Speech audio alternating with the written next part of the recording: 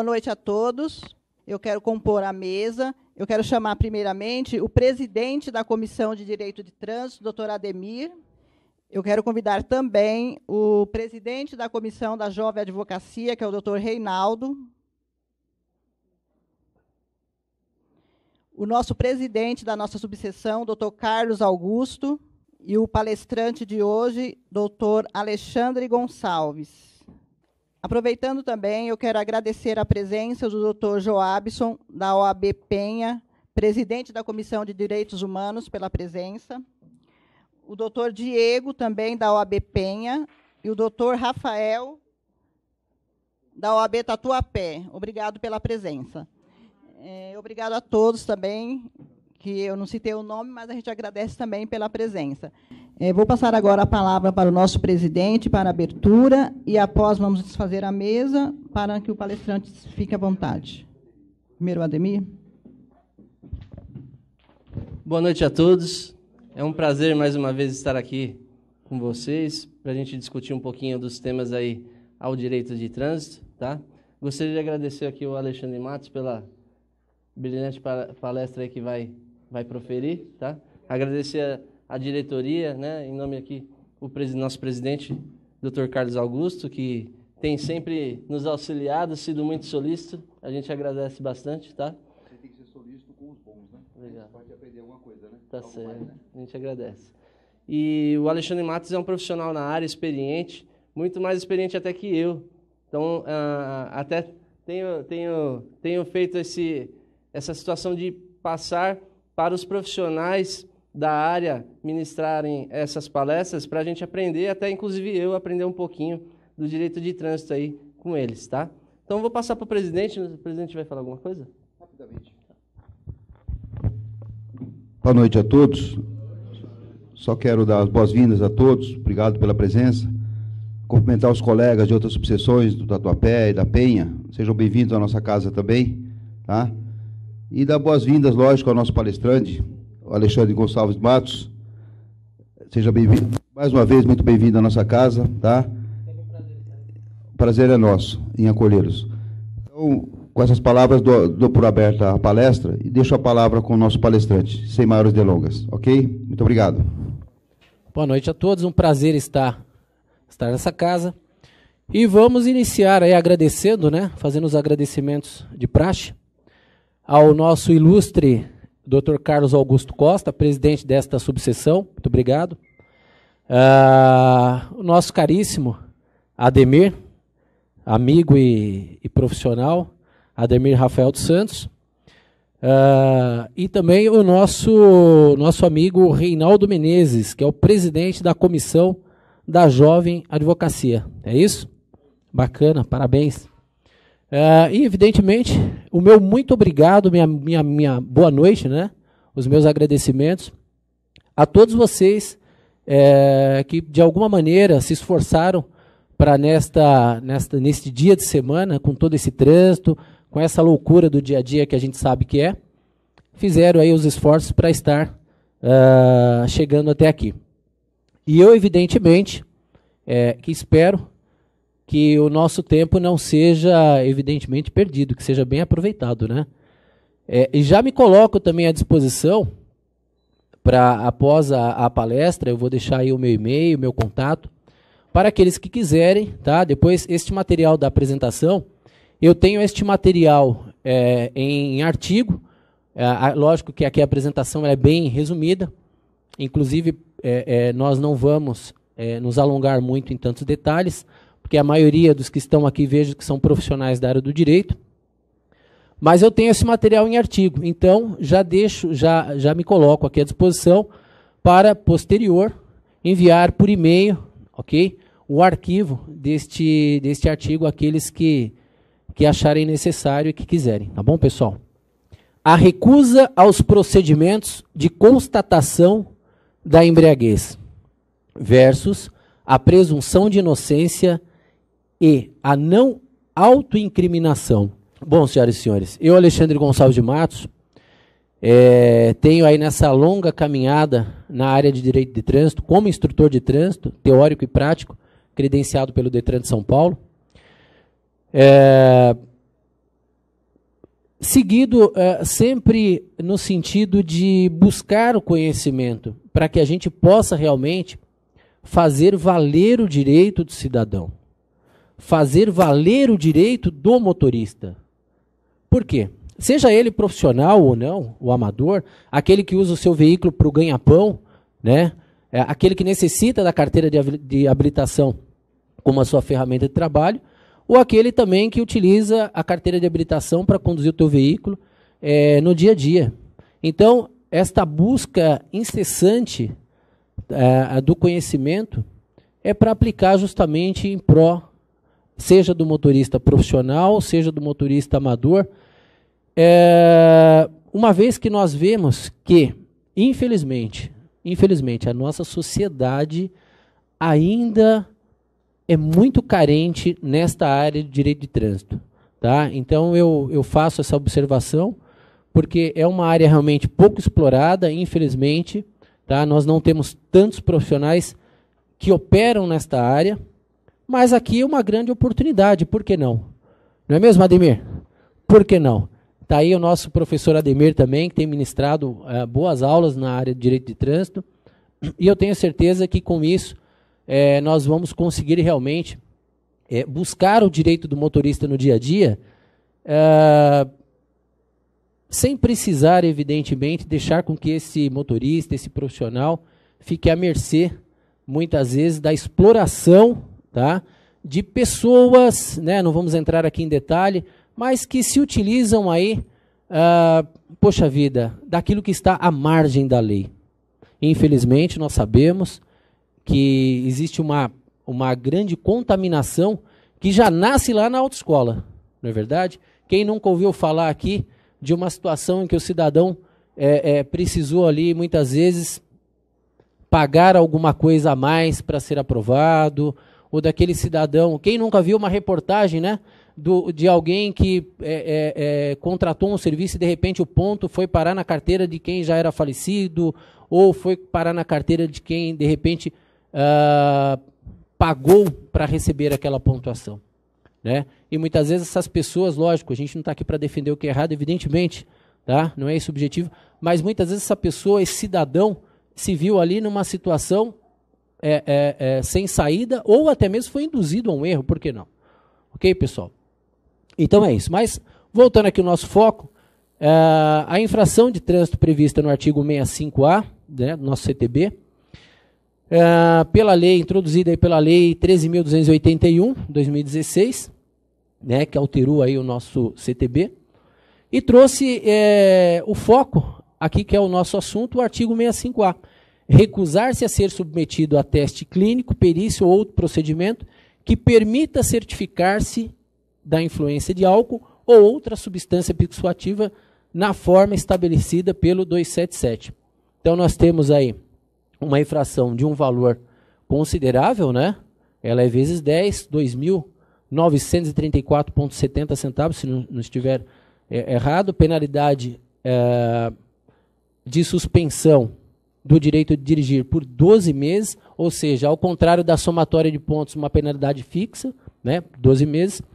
Lógico que após o cidadão exercer dentro do devido processo legal, dentro do direito da ampla defesa e contraditório, né, após ele ter o direito de se defender, pelo menos essa teoria, dentro da defesa prévia, se for indeferido recurso à JARE, se for indeferido recurso ao CETRAN, por que não buscar todos os seus direitos? Né? E aí, se indeferido, ele terá que cumprir uma penalidade de 12 meses.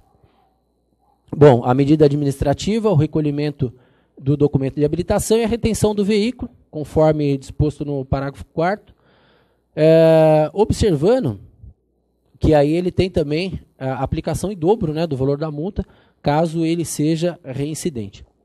Bom, lá no artigo 277, nós já tínhamos anteriormente a previsão de autuação se o condutor do veículo automotor se envolvesse lá em um acidente, ou se ele fosse simplesmente alvo de uma fiscalização. Então, lá diz, poderá ser submetido ao teste, né, e exame clínico, perícia, ou outro procedimento que, por meios técnicos ou científicos, na forma disciplinada pelo CONTRAN, permitisse aí certificar-se da influência ou não de uma substância psicoativa, né, que determine a dependência. No nosso caso aqui, o nosso foco aí seria o uso do álcool, tá bom? Então nós percebemos, pessoal, que a tolerância do legislador, ela foi diminuindo, né, cada vez mais, por uma questão muito simples.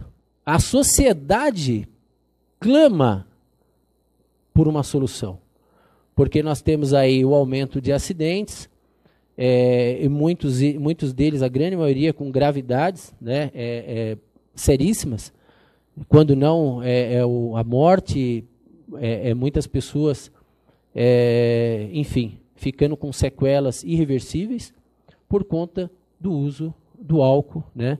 Então, eu digo isso porque é importante observar também, já deixando claro aqui, que o nosso objetivo, evidentemente, não é a defesa, entre aspas, ou o apoio daquele que consome o álcool e dirigir. Não, longe disso. Tá? O nosso objetivo aqui é fazer valer, sim, o direito daquele que muitas vezes não está sob influência de álcool e, como vamos ver mais à frente, acaba pagando uma penalidade como se assim estivesse. Então nós temos aí também, vamos passar pelo artigo 306, que vai falar sobre os crimes, o artigo 306 que fala do crime com relação a conduzir o veículo automotor com capacidade psicomotor alterada em razão de influência de álcool. Bom, penas de detenção de 6 meses a 3 anos, enfim.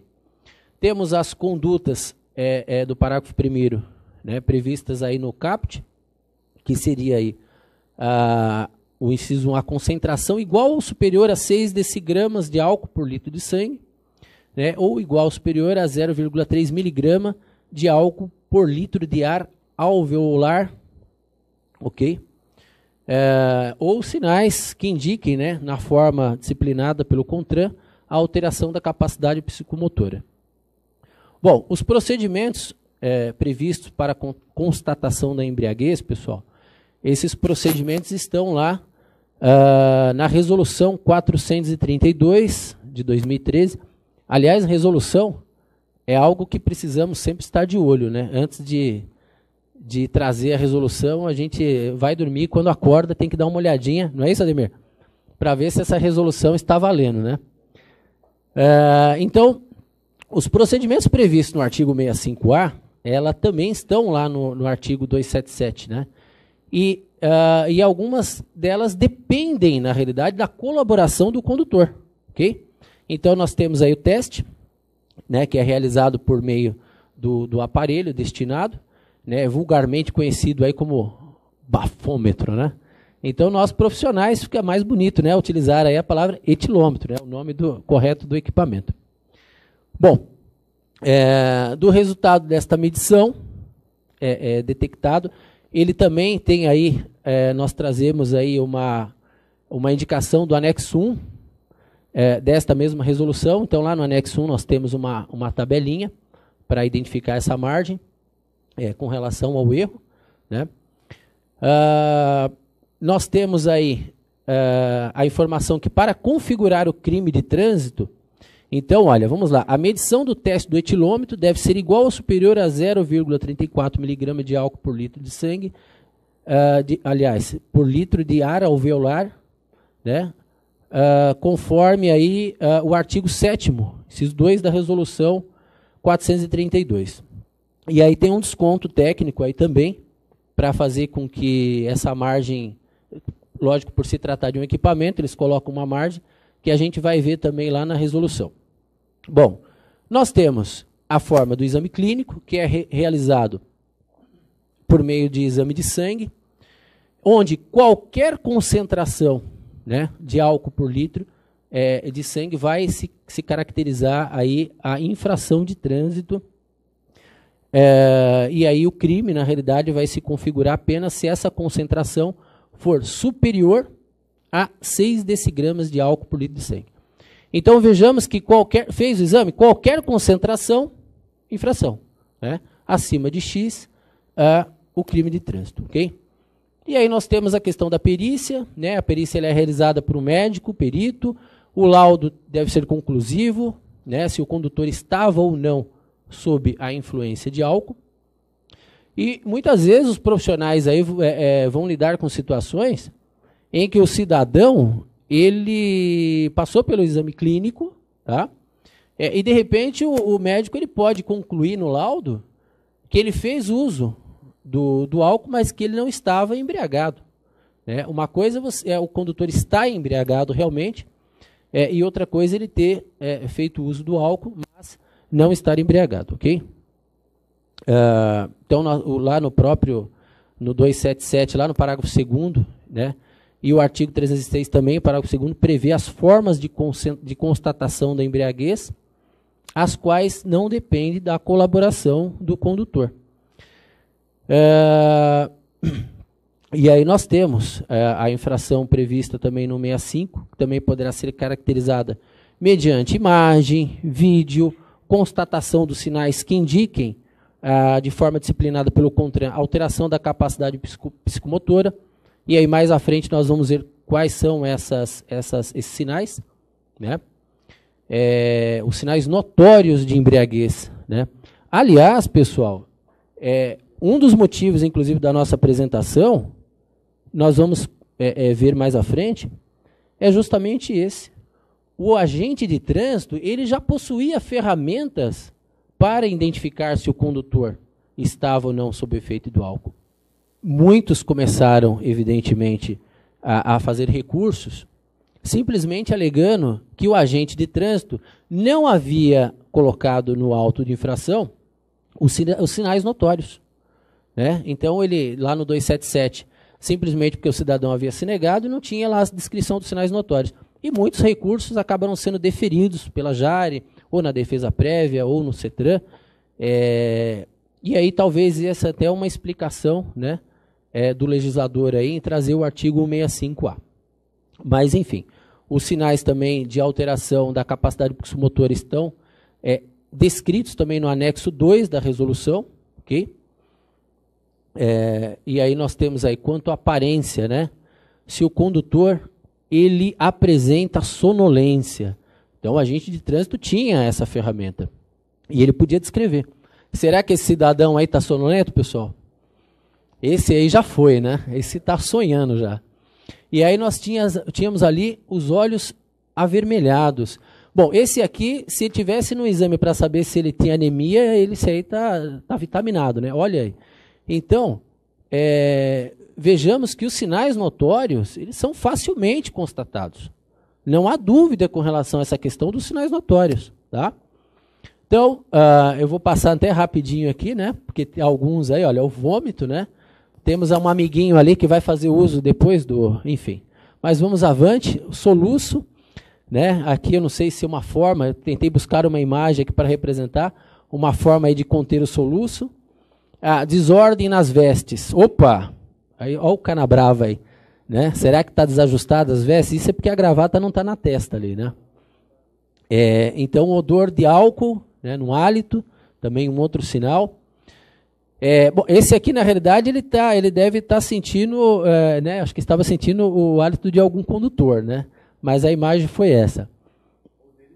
Ou dele próprio, é verdade, não está aguentando. Quanto à atitude, né, se o condutor apresenta agressividade, arrogância, exaltação, ironia, se ele está muito falante, se ele está disperso. Quanto à orientação, se o condutor ele sabe onde ele está, isso o policial também, o agente, vamos chamar de agente de trânsito, ele poderia facilmente constatar através de uma simples conversa ali com o condutor, né? Então, ele sabe onde está, ele sabe a data, a hora, na realidade, são formas de verificar se esse condutor, evidentemente, está com uma orientação adequada, né? Quanto à memória, né? Se eles, são perguntas ali, olha, se ele sabe o endereço, se ele se lembra dos atos que ele cometeu. Quanto à capacidade motora e verbal, se o condutor apresenta dificuldade no equilíbrio, se a fala está alterada.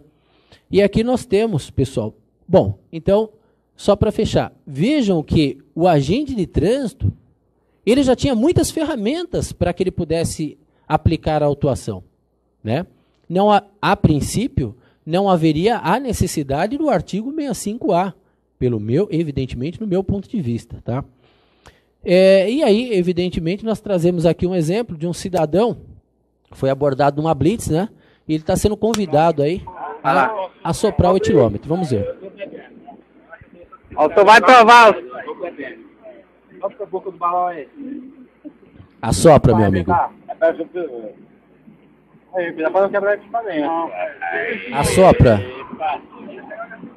Opa! Ele está bebendo o etilômetro. Ele bebeu o etilômetro. Tá bonzinho o rapaz, hein?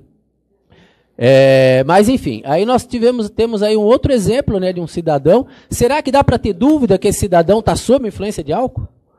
Né? E aí nós temos um cidadão aqui também. É o seguinte, eu vou explicar para o senhor. Você tem que encher o pulmão e soprar aqui nesse botal. Não é para cantar, soprar, não. Meu Vamos amigo. Lá. Bora lá. Ele está cantando.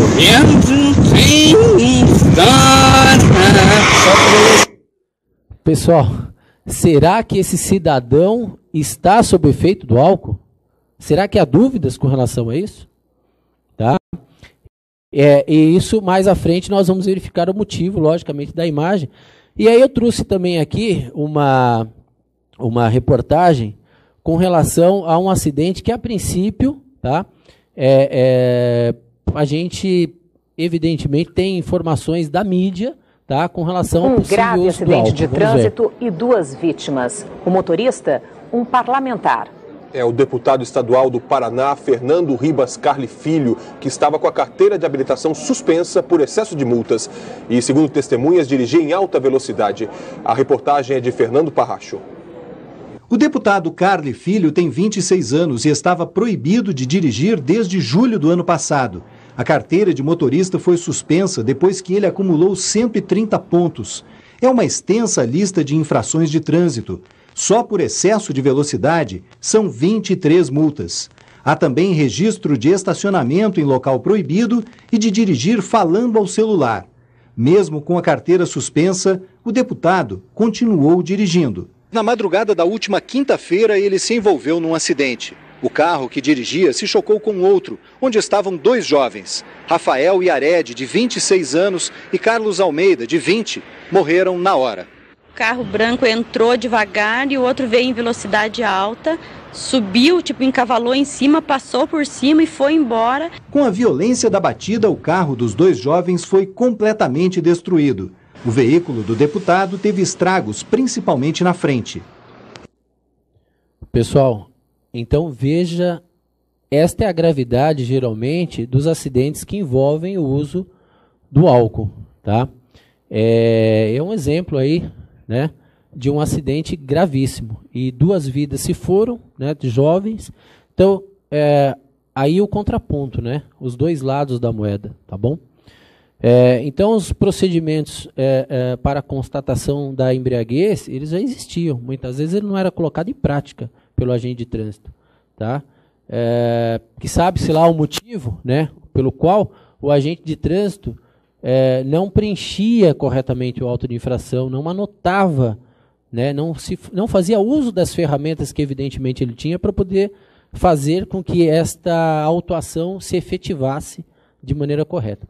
E aí eu trouxe também aqui uma matéria interessante para chamar a atenção de um motorista, por exemplo, que ele, na realidade, está aqui, olha, o motorista, ele foi abordado numa blitz, e esse motorista, na realidade, ele se recusou a fazer o teste do etilômetro, e quando da recusa, ele justificou, não vou fazer o teste do etilômetro porque eu havia consumido ali um bombom com licor, alguma coisa assim. Então, olha, temos aí, o Tribunal de Justiça do Rio de Janeiro, em julgamento de apelação apresentado por um condutor que se recusou a submeter ao teste do etilômetro porque teria ingerido um bombom de licor, né? Então, foi dado provimento ao recurso para determinar a devolução, o cancelamento, evidentemente, da multa e a retirada dos pontos, evidentemente, consequentemente, tá? Esse cidadão aí também não teve que cumprir, ou não teve que responder ao processo de suspensão, e se respondeu, teve que ser deferido, né? E aí nós temos aí esta decisão, que, olha, o motivo aqui, a fundamentação, né? É inquestionável a discrepância no tocante à proporcionalidade e à razoabilidade da punição aplicada ao administrado. A simples afirmativa quanto à ingestão de um bombom de licor não pode ser considerada uma conduta violadora. Então, veja que aí ele traz aí na fundamentação a não observância de um princípio, né, nemo tenetur de degere, que na realidade é justamente o princípio, tá? Este é o princípio da não autoincriminação, tá bom? Então tá aí um exemplo, né? E depois, para quem não conhecia essa decisão, o material vai ser disponibilizado. Então nós temos aí, olha, de acordo com o artigo 5º, né? Parágrafo 2º da resolução também do CONTRAN, para a confirmação da alteração da capacidade psicomotora pelo agente da autoridade de trânsito, deverá ser considerado não somente um sinal, mas um conjunto dos sinais que comprovem a situação do condutor. Então, aí nós tínhamos aí a questão do teste testemunhal, que é uma prova, né, um meio de prova admitido expressamente, qualquer outra prova admitida em direito. Então, veja que ferramentas realmente nunca faltou, né? Como nós podemos observar no tópico anterior, há uma farta previsão legal para os procedimentos de constatação, ok? Então, desse modo, se o condutor efetivamente estiver sob a influência de álcool, o agente de trânsito, ele tem sim, ele sempre dispôs de meios para fazer esta constatação, tá bom? Adiantando aqui, pessoal, vamos buscar mais à frente, nós podemos observar aí, olha, que, portanto, uma penalidade de natureza pecuniária, né, o pagamento da multa, e outra de natureza restritiva, que seria do direito, né, a suspensão do direito de dirigir, que por sinal é de 12 meses. Então, nós temos aí uma penalidade efetiva, tá, por uma situação que hoje nós vamos ver com o artigo 65A, tá, que esse condutor, né, a criação do artigo 65A vai fazer com que o condutor responda da mesma forma que aquele condutor que estava realmente sob influência de álcool. E aí nós temos uma situação aqui, vamos lá. O cidadão, ele tem ali uma compreensão física, ele pesa algo em torno de 100 quilos, tá? E temos um outro cidadão que pesa algo em torno de, sei lá, 60 quilos. Ambos utilizaram-se de uma latinha de cerveja, uma taça de vinho, no horário do almoço. Vamos imaginar, sei lá, um almoço de domingo, né, um almoço num sábado, ali em família, usou uma tacinha de vinho, uma latinha de cerveja. Esse cidadão, quando ele vai poder voltar a dirigir? Como que a gente responde isso? Então, veja bem, senhoras e senhores. O cidadão, ele fez o uso de uma taça de vinho, e aí depois ele comeu uma sobremesa, aí ele tirou um cochilo da tarde, e depois ele acordou após o cochilo, tomou um café da tarde, não bebeu mais. Isso foi lá meio-dia, vamos exemplificar aqui. E aí então esse cidadão, ele jantou, tá, e foi dormir. Só que esse cidadão, vamos imaginar que ele trabalhe muito longe, entra às 6 horas no seu plantão e vai ter que sair de casa 4 horas da manhã. Geralmente 4 horas da manhã, da madrugada, né? Quem está na rua? A grande probabilidade de uma pessoa que está vindo da balada, por exemplo, não? Mas esse cidadão está indo trabalhar. E aí ele para numa blitz policial, ele é abordado numa blitz policial.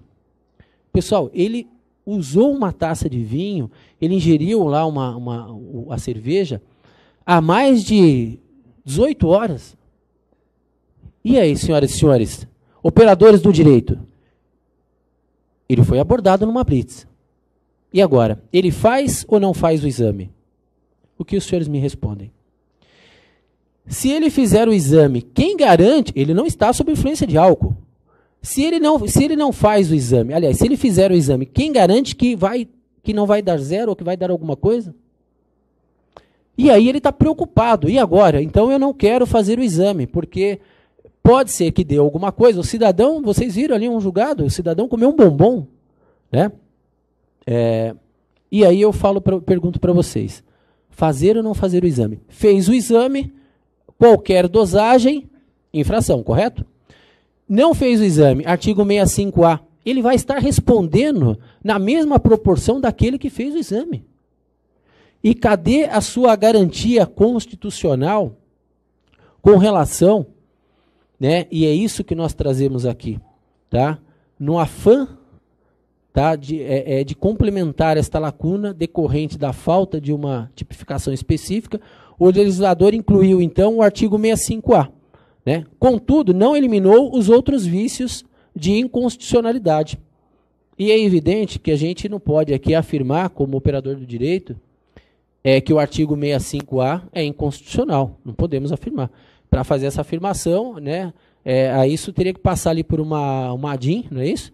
E aí teria que ser decretada lá a sua inconstitucionalidade. Por enquanto, o que eu quero plantar aqui é uma semente para que a gente possa trabalhar, para despertar aí essa situação, para que a gente possa desenvolver artigos, para que nós possamos desenvolver trabalhos, ok? Porque os princípios basilares da Constituição, ao meu ver, eles estão sendo atropelados, tá?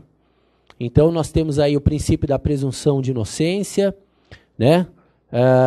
O princípio da presunção de inocência, assim como outros princípios próprios do direito penal, que nós podemos aplicar como analogia.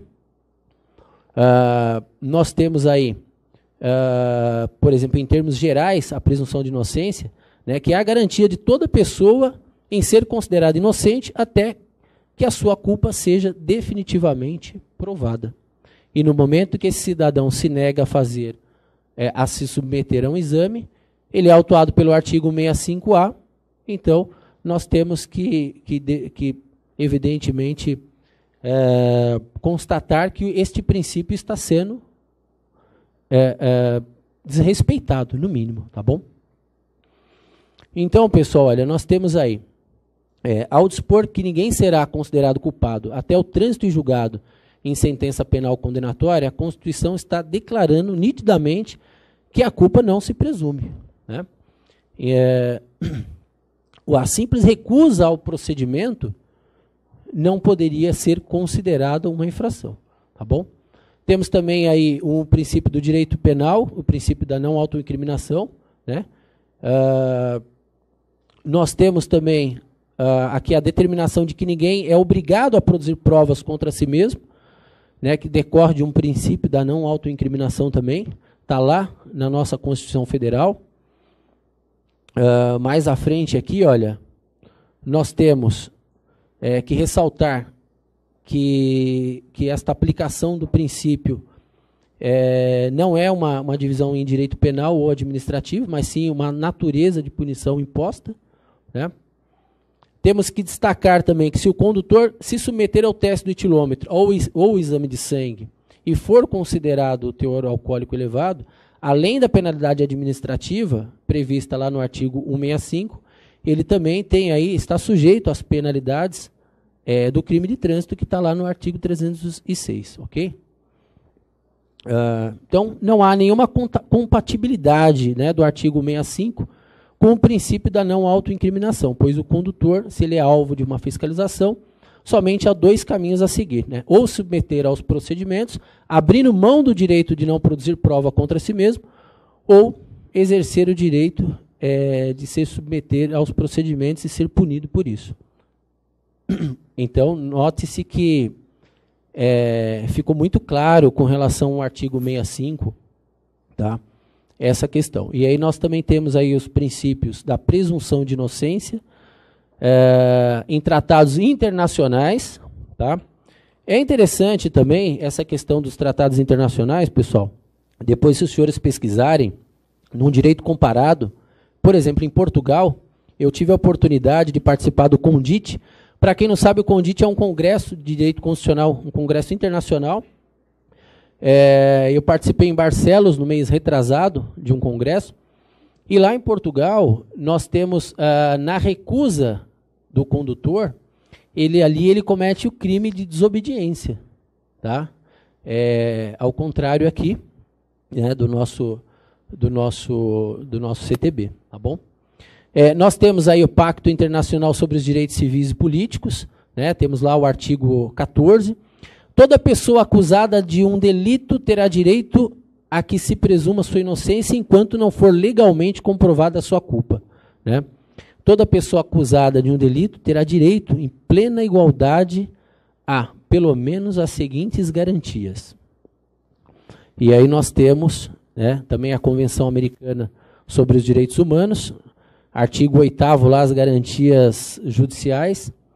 Né? Então, olha, toda pessoa acusada de um delito tem direito de que se presuma sua inocência enquanto não for legalmente comprovada a sua culpa durante o processo. Toda pessoa tem direito em plena igualdade às seguintes garantias mínimas.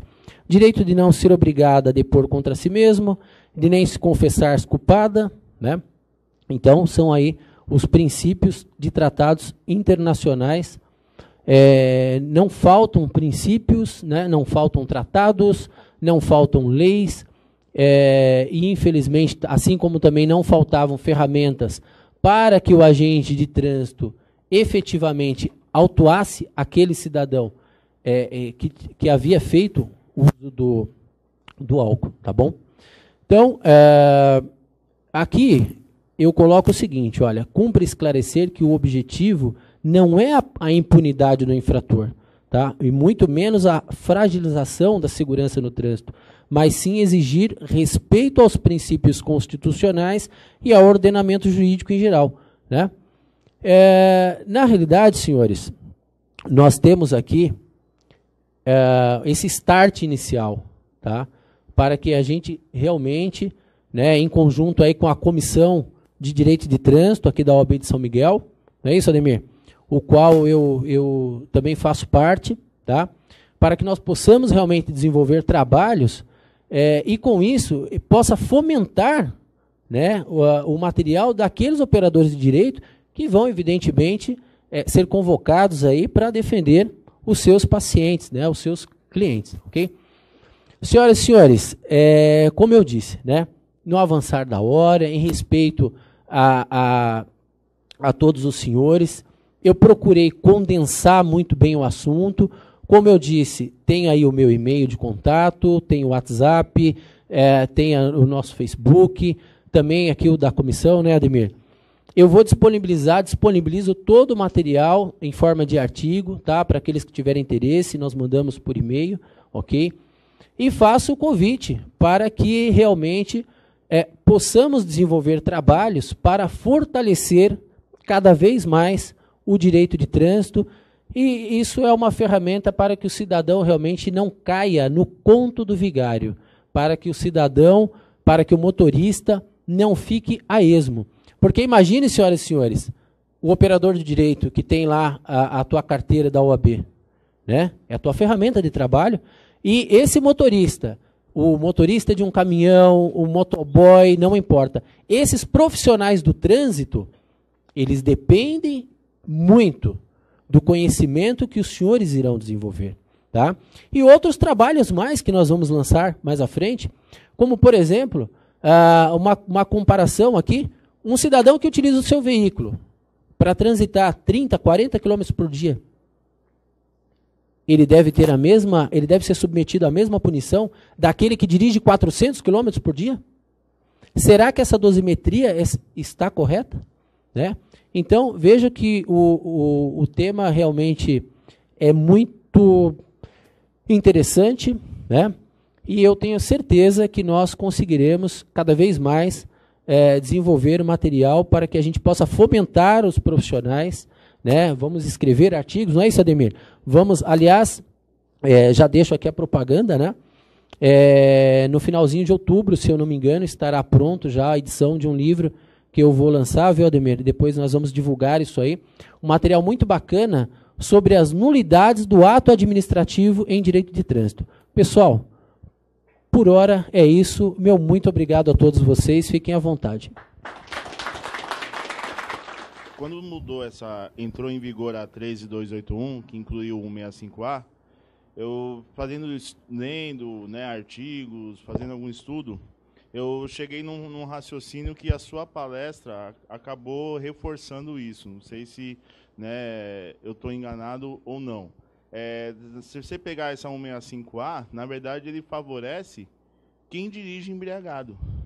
Porque a pessoa que ele dirige embriagado, o que acaba acontecendo? Ele fala assim, eu não vou submeter ao teste, porque aí eu não corro o risco de responder por crime de trânsito, eu só respondo administrativamente. Tô errado nesse meu raciocínio? Assim, foi uma teoria que eu, nas leituras, acabei chegando. Okay. Silvio, eu acho que você não só não está errado no teu raciocínio, muito boa colocação, como eu digo mais, não só favorece aquele realmente, de um certo ponto de vista, que usou, tá? Como prejudica aquele que não está sob o efeito do álcool, né? Porque, como eu disse, eu vou dar exemplo, eu vou mais a fundo aqui, tá? Vamos lá, o cidadão foi para a balada, né? Saiu com a sua namorada, com a sua esposa, um casal na balada. E aí, olha, hoje eu bebo, você não bebe, né? Quem não gosta, muitos gostam de ir para uma balada, vamos combinar, eu bebo, você não bebe. E aí, pessoal? O simples beijo, tá? Aquele que não consumiu álcool, para aquele que consumiu. Será que se ele saiu da balada e se deparou com uma blitz, vai dar positivo? Parece que sim, parece que sim. E vai realmente de encontro com essa questão que você colocou, muito bem colocado. Eu concordo. Aí, nesse caso aí, acaba tendo que, na verdade, ele não está no corpo, ele só está ali Pois é. Entra a mesma coisa do licor. Que pois é, exatamente. Só que exatamente, esse é o problema, pessoal. Por isso que eu trago aqui essa questão do 65A, tá bom? É isso aí.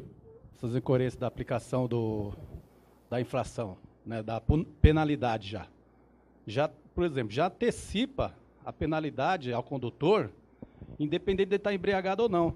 Por exemplo, se o condutor se nega, tem que ser conduzido ao DP, autuado administrativamente, e feito, o delegado vai pedir dosagem. Se ele se negar, ele vai fazer o teste clínico, lá no ML, e se não constatar, o delegado vem, o policial só toma as providências administrativas. Aí, praticamente, ele já está sendo o quê? Cerceado o direito de ir e vir, tendo conduzido ao DP, e tudo isso, nós, como profissionais do direito, estamos vendo. Como agente de trânsito também sabe. E os legisladores que... Eu faço a pergunta para você agora. Você, como especialista de trânsito, e o doutor na área, por que os legisladores já não analisam esses itens, que já pune o cidadão, como eles dizem, antecipadamente, e já modifica. Né? Já faz as modificações, o CONTRAN, o CENTRAN, os órgãos de trânsito máximo, eles ficam baixando resolução, que complica mais ainda, normas que complica mais ainda a aplicação dessa lei aí. Verdade. Do dirigir sob a influência de álcool. Gildásio, infelizmente, o nosso legislador, muitas vezes, está enxugando gelo. Porque nós não temos lá uma comissão de especialistas, o que já é errado. Nós verificamos que muitas vezes os cargos, eles são dados em troca da aprovação disso, da aprovação daquilo. Nós temos visto isso, né? Então, cabe a nós, operadores do direito, cabe a nós, educadores do trânsito, produzir um material sério, produzir material científico, para fomentar vocês, advogados, operadores do direito, para que possamos, evidentemente, provocar o legislador, para que isso realmente tenha uma mudança. Essa provocação, ela parte daqui. Então, esse é o start inicial, né? Dizem que uma andorinha sozinha não faz verão, né? E a gente não... mas nós temos que dar esse start inicial, porque a mudança ela tem que começar de algum lugar. E ela começa aqui e agora. Que o cidadão que realmente faz uso e vai para a balada, como diz, e ele se nega, ele se beneficia. É verdade. E o cidadão que não usa, é verdade. Se ele se negar, ele não vai se beneficiar, pelo contrário, vai complicar se ele se negar. E se ele aceitar, como você disse, ele aceitar, aí comer um licor, tomou um copo de champanhe lá na hora do almoço, ou um copo de cerveja, ele aceitar e constatar, também vai ser punido. É verdade. Primeiramente, parabéns pela palestra, desde já. Tá? Obrigado, Ademir. Um aspecto relevante que eu acho interessante é a questão, hoje, o CONTRAN ainda não lançou no Manual Brasileiro de Fiscalização, volume 2, a ficha individual do artigo 165A, né? Automaticamente... Por que será? Por que será, né? Automaticamente, os agentes de trânsito, eles têm feito a seguinte situação. Num primeiro momento, não quero fazer o teste do etilômetro, o 65A. E aí depois, se a pessoa aceita a realizar o teste, eles estão fazendo o teste, se der o índice de alcoolemia, eles aplicam o 65 também. Então, uma dupla punição, isso tem sido feito, né? Então, entendo que é complicadíssimo isso.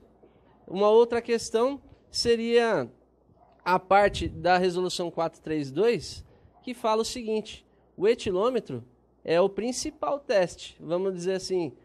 Na verdade, a resolução ela fala que preferencialmente será utilizado o etilômetro. E muitas pessoas querem fazer o teste, mas aí o agente ele não tem aquele bom senso de levá-lo a um outro local, no caso uma delegacia, para que seja feito um teste clínico, um exame clínico, toda uma questão que deveria ser também tratada de uma forma mais precisa. E por fim, né, só outra questão, os agentes estão adorando que o condutor fale, não quero fazer o teste. Ficou muito fácil, né, Ademir? Ficou mais fácil. Ficou muito fácil. Até porque, quantos etilômetros nós devemos ter aqui em São Paulo? Eu garanto que não tem 100 funcionando. Não temos para atender a demanda daqueles que participam da Blitz. E muitas vezes o que acontece? O agente na viatura, ele não tem nem o equipamento lá para fazer o teste. E ele pergunta, você quer fazer? A pessoa fala não, e ele aplica uma recusa de um equipamento que nem está disponível para o cidadão. Obrigado. Pois é. Ademir, isso tem sido recorrente, e eu digo mais para você. Evidentemente que a ferramenta, né, e embora muitos não acreditem, a ferramenta é o recurso. Né? Essa dupla penalidade, na realidade, ela vai ser combatida através do recurso, né?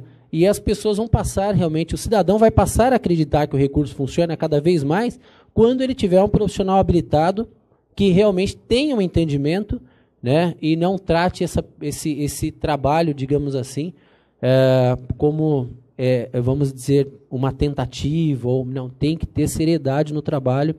Essa dupla penalidade não pode acontecer. É muito claro que nós temos a previsão no CTB, aonde tem que ser investido o valor com relação às multas, e, infelizmente, para onde que vai? Será que vai para a sinalização? Para a melhoria dos equipamentos? Para onde vai esse valor? Não é, Ademir? É isso aí.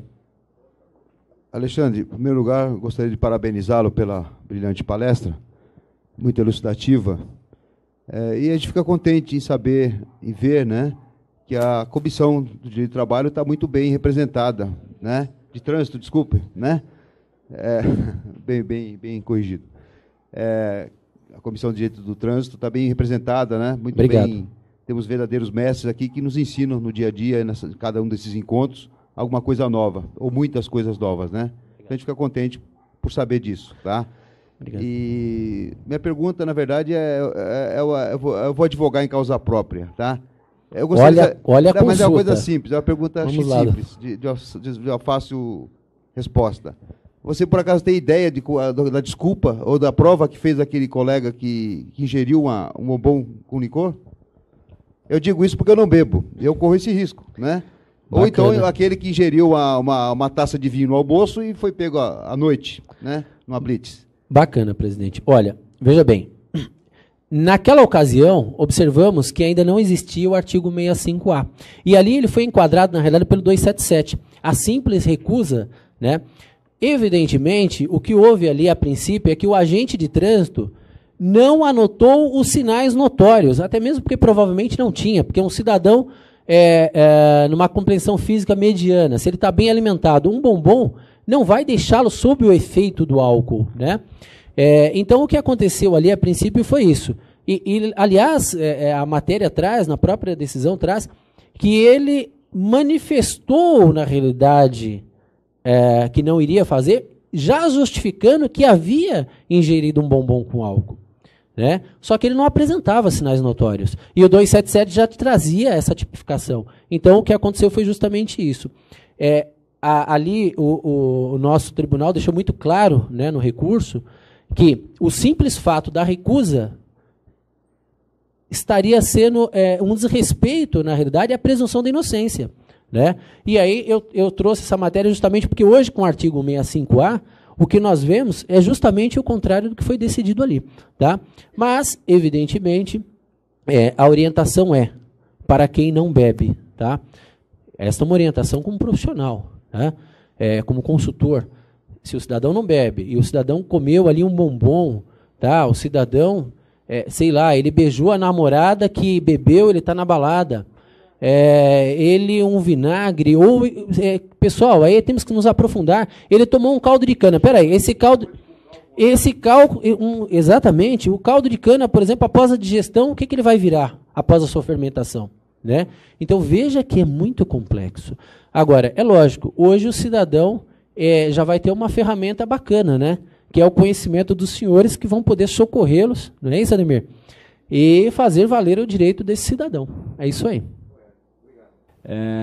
A minha dúvida ficou exatamente qual procedimento tem sido adotado nessas ocasiões, onde na questão do bombom, na questão daquele exemplo do rapaz que está indo para o trabalho, ou como é comum, a pessoa bebeu pela manhã e saiu à noite. E por conta disso já se recusou a soprar porque havia um risco ali de... Né, qual tem sido o procedimento efetivo? Há condição... Né, eu mesmo já tive situação de beber cedo, sair para dirigir à noite e ter certeza que estava ok. Sim. Né? Se me parasse, um exame clínico não iria constatar. Sim. Né? Tem condição de exigir ali do agente de trânsito que encaminhe para a delegacia para fazer esse exame ou não? Qual tem sido hoje a atitude dos agentes? Então, o problema é a mera conduta já está sendo tipificada como uma infração. Então, o simples fato da recusa já está sendo autuado. E aí nós caímos na situação que o professor Ademir acabou de colocar aqui agora há pouco, que muitas vezes eles não possuem equipamento sequer para fazer o exame. Tá? Agora, o cidadão se recusou, ele foi autuado, a ferramenta é buscar, evidentemente, né, no nosso trabalho, uma nulidade do ato administrativo, tá, dependendo da situação. Se esse cidadão já está com a sua carteira de habilitação por vencer, tá? Nós temos, por exemplo, uma ferramenta jurídica, já deixando aqui, olha, ele está com a carteira próxima ao vencimento, ele não concorda com a infração do artigo 65A, qual o caminho? Defesa prévia, JAR e CETRAN. Processo administrativo em julgamento, pessoal, resolução 182, artigo 24, que diz, no curso do processo administrativo não pode haver restrição. Só que o DETRAN tem lançado essa restrição no prontuário do condutor. Tá? Mas no momento que essa restrição existe, esse cidadão comprova que o processo administrativo está pendente de julgamento, nós temos aí alguns requisitos, por exemplo, o mandado de segurança, né? Nós temos ali a fumaça do bom direito, tá? Nós temos ali o perigo da demora, se a habilitação estiver próxima ao vencimento ou se ela estiver recolhida. Nós temos a reversibilidade, porque depois essa decisão é facilmente revertida, né? E o perigo da demora, no caso, para esse cidadão ter a habilitação de volta, tá? A pendência de julgamento, aí a fumacinha do bom direito. Então, nós temos todos os requisitos preenchidos para, por exemplo, o mandado de segurança. Tá bom? Eu acho que esse é o caminho, seria a ferramenta, o remédio jurídico para esse paciente. Ok? Mais alguém? Se negou fazer o exame, aí eu vi na prática, a pessoa se negou fazer o exame, aí ficou na delegacia aguardando, ficou o dia inteiro lá. Mais tarde levaram ele lá para Fleury para fazer o exame. É legal isso? Nós entendemos aí que é um prato cheio, tá, para os profissionais, para o cerceamento de defesa, evidentemente está atropelando o direito do cidadão, essa presunção da inocência, essa restrição de direito, né, que ele já teve durante esse período. Nós temos aí uma série de fatores que podem ser trazidos depois num recurso, seja ele administrativo ou seja judicial. Evidentemente, eu particularmente considero um ato totalmente abusivo. Tá? No meu ponto de vista, um ato abusivo. No exercício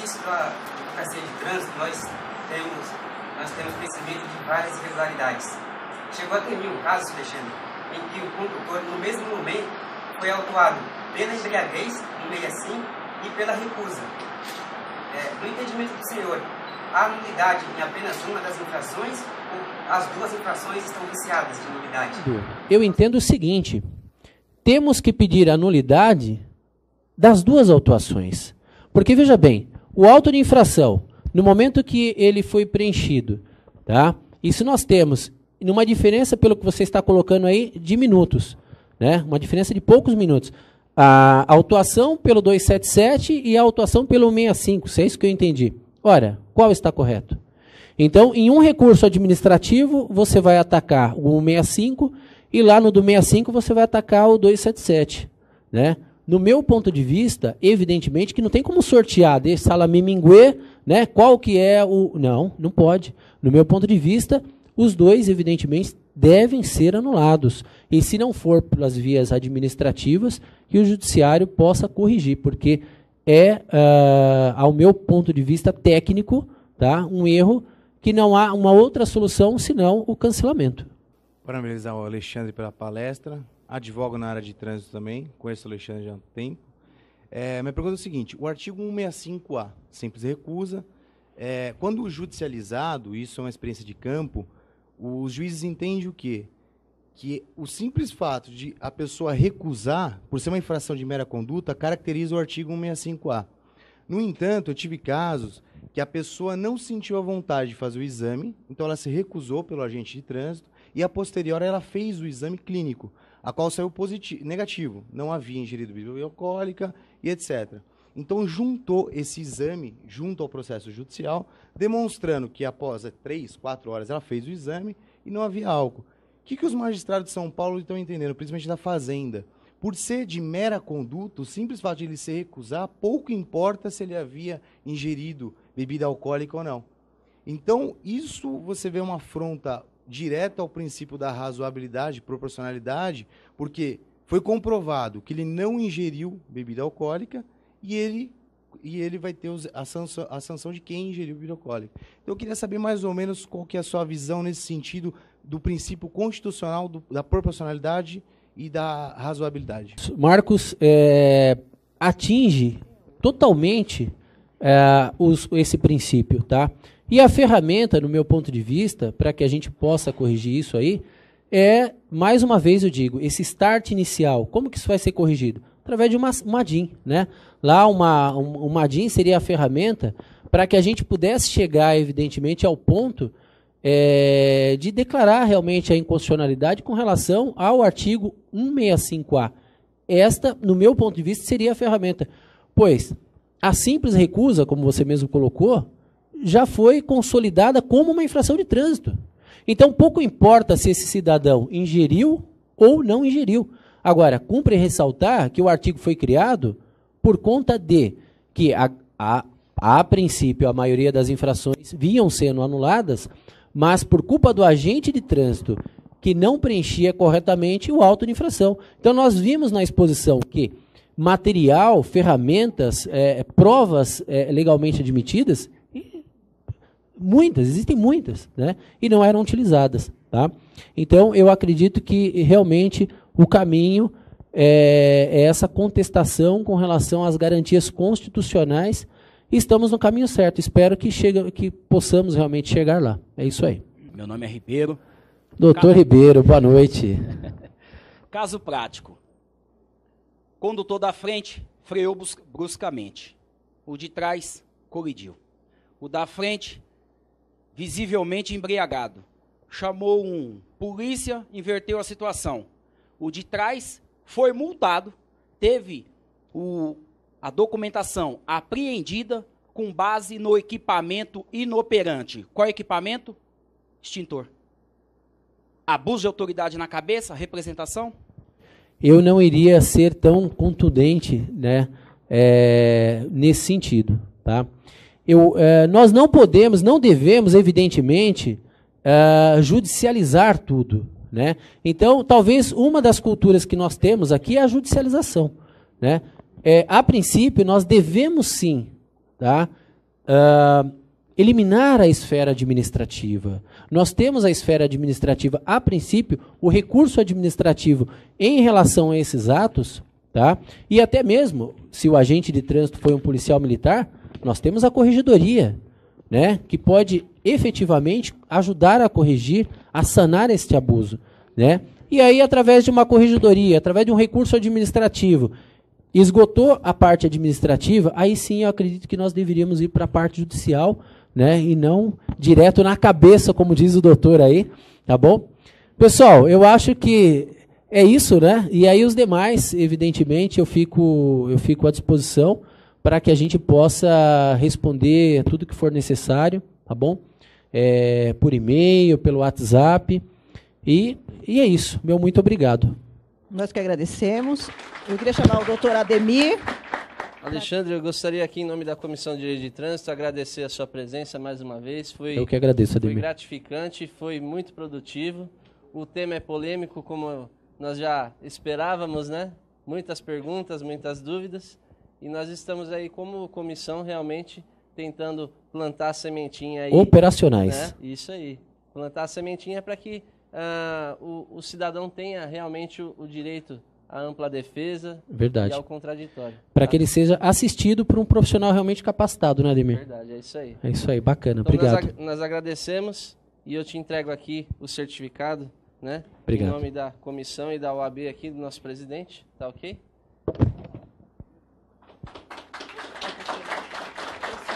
Senhoras e senhores, obrigado. Eu agradeço.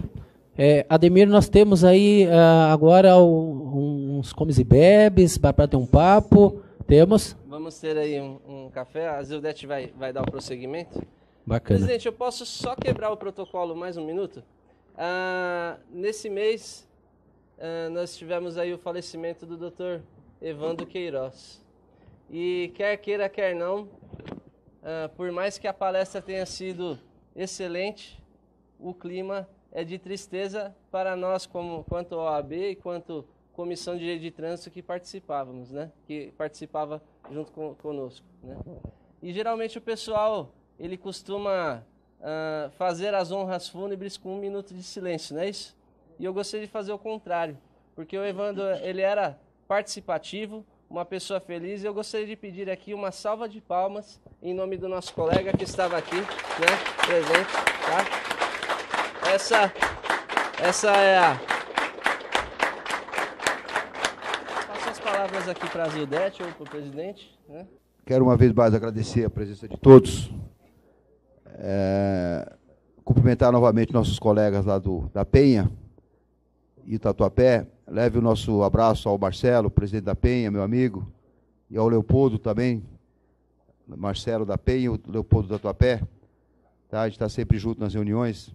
É muito gratificante receber os colegas em visita à nossa casa. Está sempre aberta, sempre as portas abertas, inclusive na Semana Jurídica, como anunciou a Zildete, estão convidados também. Será uma honra recebê-los, assim como demais colegas também de outras subseções.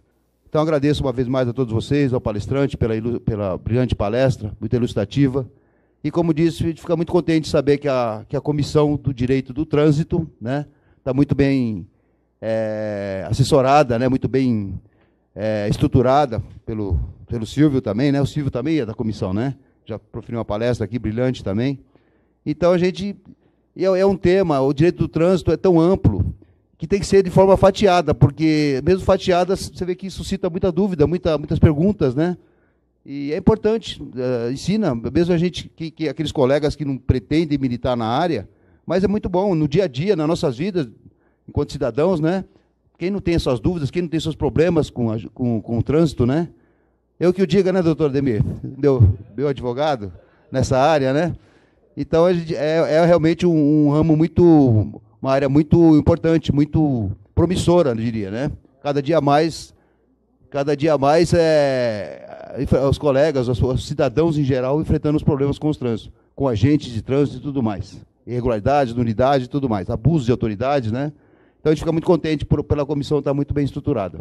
A gente se sente mais seguro, porque sabe onde recorrer se for necessário, né? A quem recorrer se necessário, enquanto profissionais, não só como professores, não é verdade?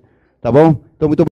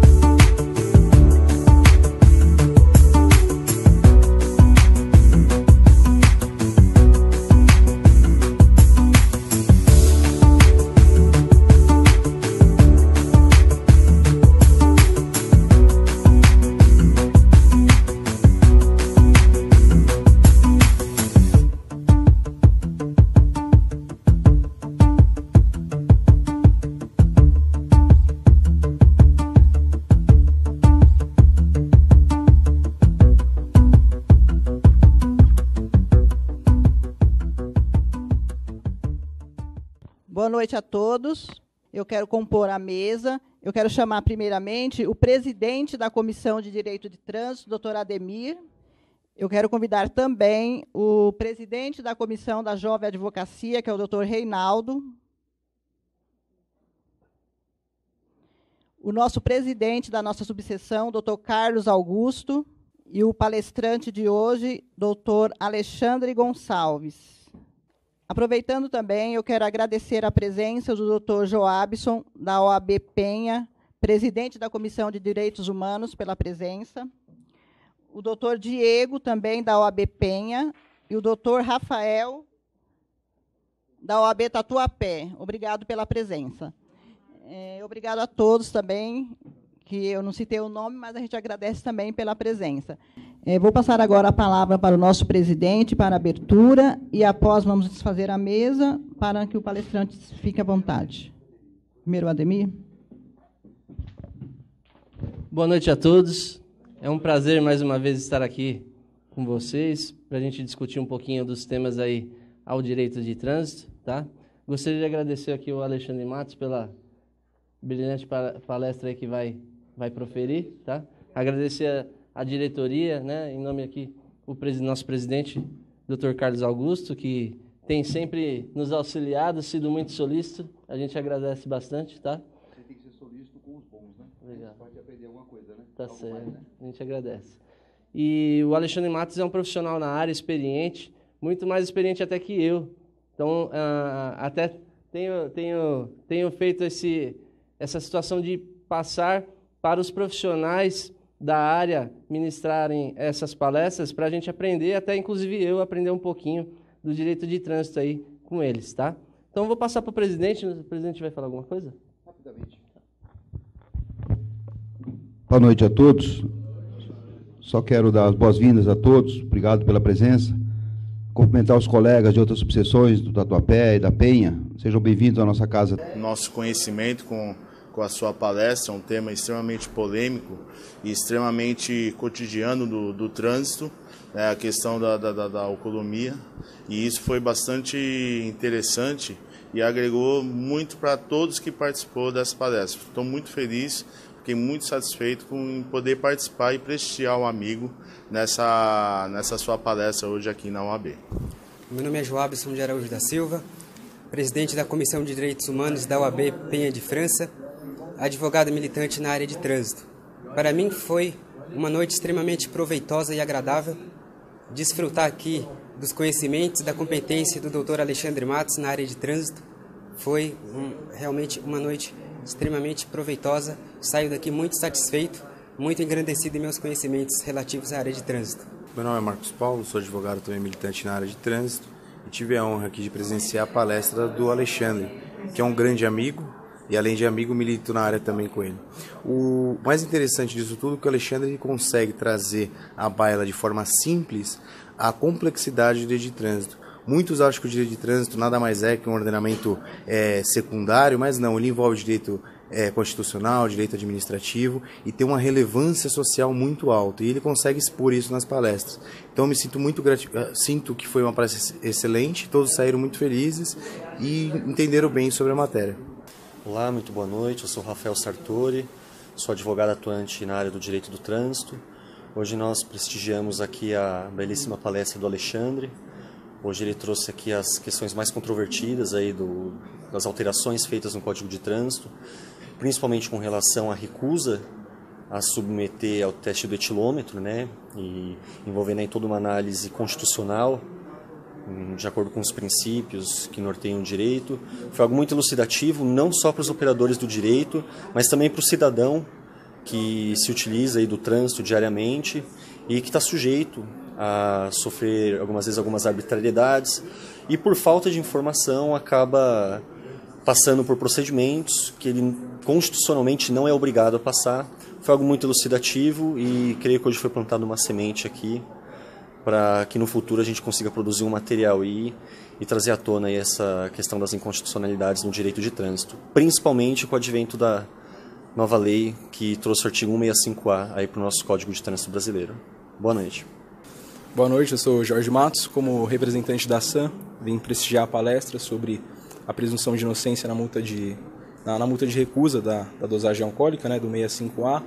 E para a gente é muito importante participar desses eventos, para que a gente possa passar para os nossos clientes que temos um embasamento científico, temos estudos, e que a gente procura o conhecimento para que a gente possa passar para eles toda essa tranquilidade, tá bom? Obrigado, boa noite.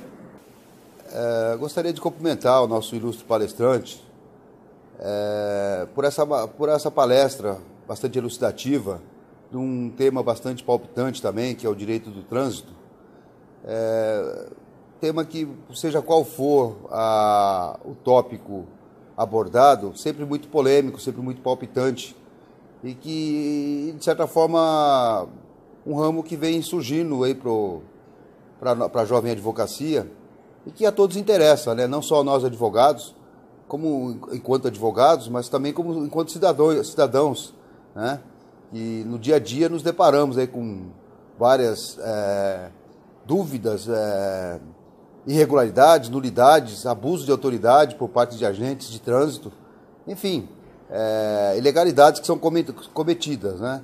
Então, a comissão do direito do trânsito da nossa subseção, presidida pelo nosso querido amigo Ademir, está muito bem assessorada, muito bem composta a comissão, e nos dá muita segurança de que, em ocorrendo eventuais nulidades, a gente sabe onde recorrer, conforme eu coloquei durante a palestra, em uma da minha pergunta, né? Então, como disse, nos dá muita segurança, né? Não só enquanto colegas profissionais do ramo,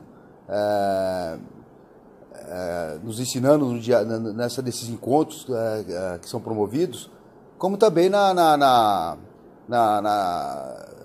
parte profissional, né? Que é a especialidade de cada um deles, o doutor Ademir, o Alexandre e também o Silvio, que já proferiu palestra em nossa subseção, de forma que só nos engrandece enquanto presidente da subseção, e serão sempre muito bem-vindas essas palestras, seja qual for o tópico abordado dentro do direito do trânsito. Então, somos muito gratos aos colegas que proferem essas palestras. Sou o Carlos Augusto Costa, estou na presidência da 110ª subseção da OAB de São Miguel Paulista.